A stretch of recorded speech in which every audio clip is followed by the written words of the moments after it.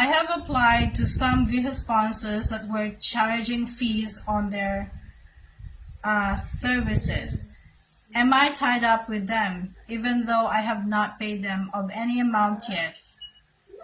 I am still looking forward to find a teaching job that I will not pay that much. Okay, I think visa sponsors are not really requiring the applicants to sign like a MOA or Memorandum of Agreement or any contract.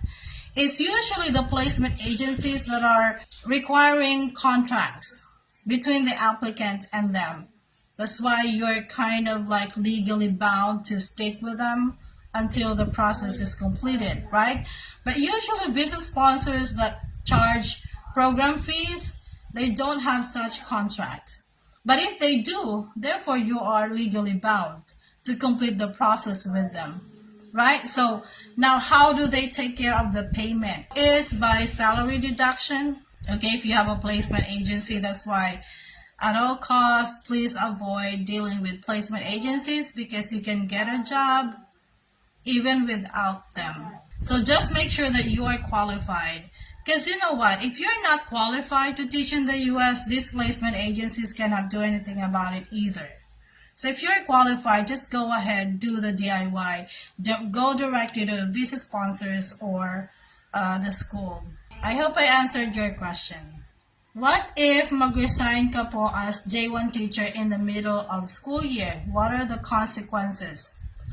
Or what if 2 years ka pa lang po sa US as J1 teacher, then nag-start ka na po ng application to international schools? Kasi no plans to finish or go back to the Philippines. Salamat po. Okay, so let's do the first question first.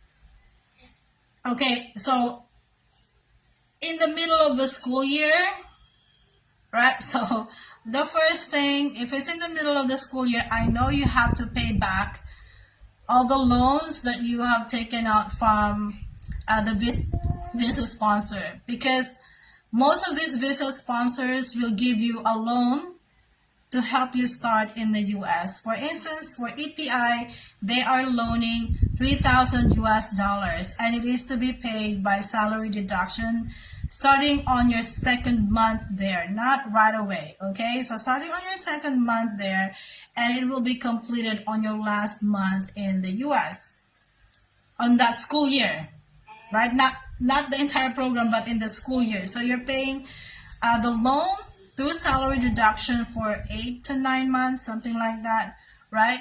So if you're resigning in the middle of the school year, then you have to pay whatever is remaining from your loan, right?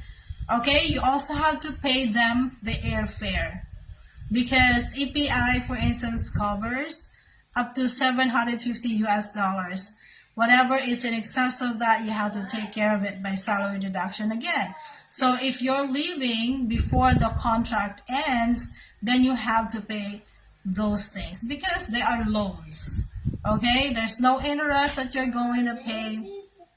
And obviously, if you're planning to go back to the US again, you may have difficulty because you have this record.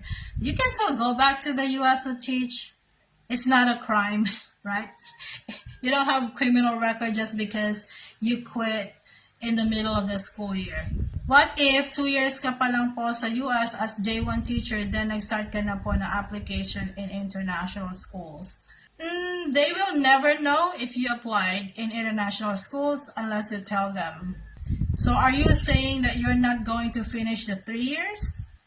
Okay, if that's the case, if you completed the 1 year and you don't want to go back anymore, and you tell them, I really can't do another year here as a teacher, it's fine. There are no consequences. You're not paying them anything anymore because you're done paying whatever loans you had.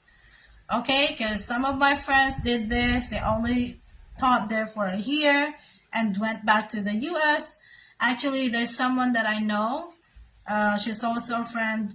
She only taught in the US for a year, and then she left. She did not renew. It's her decision not to renew because she's able to go back and with the same visa sponsor. So it's okay.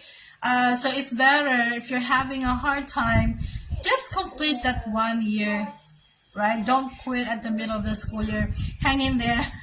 There will be no negative consequences if you complete your contract for 1 year. But that means also still you are required to serve the 2-year home residency requirement even if you only taught in the US for 2 months or for a year.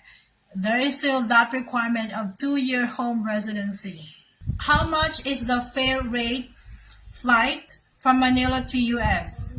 It varies. So but you have to prepare at least 1,500 US dollars for it. And the usual thing applies, if you book earlier, then it will be less expensive. Okay, but you have to prepare 1,500 US dollars. That's one way and for one person. A couple of things obviously that will affect the fare is, how close is it from leaving? Next, how long is the flight? Obviously, if the flight is shorter, say it will not take you like 24 hours, that is more expensive. If there is no layover, then it's more expensive. What else? How much do we need to prepare in Philippine peso to complete the initial amount of the visa sponsor? To complete the initial amount of the what do you mean? Again, if you apply to visa sponsors that don't charge program fees, they don't charge anything, you don't have to pay anything to them.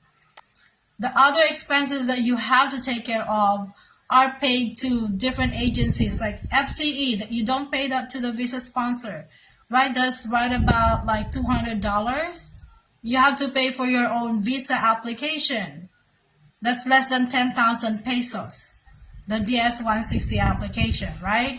You take care of it. You also take care of your passport, those things, but really there's nothing you pay directly to the visa sponsor. Maybe the service fee, but the service fee is what they pay to the USCIS, that's the Department of States. It's really not something that the visa sponsors, taking for them.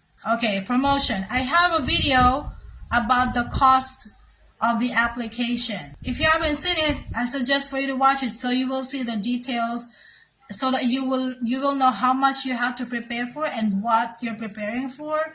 I also have a video about the first month expenses when you arrive in the US.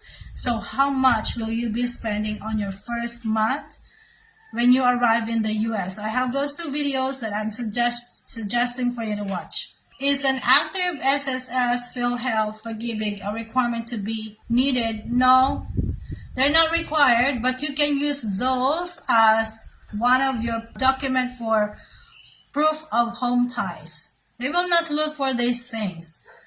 But one of the things that they will ask you to turn in if you're applying as a J1 visa teacher is proof of home ties. And you can turn in these things, SSS or contribution statement, okay? Because that's a retirement plan in the Philippines. So you can submit that as a proof of home ties.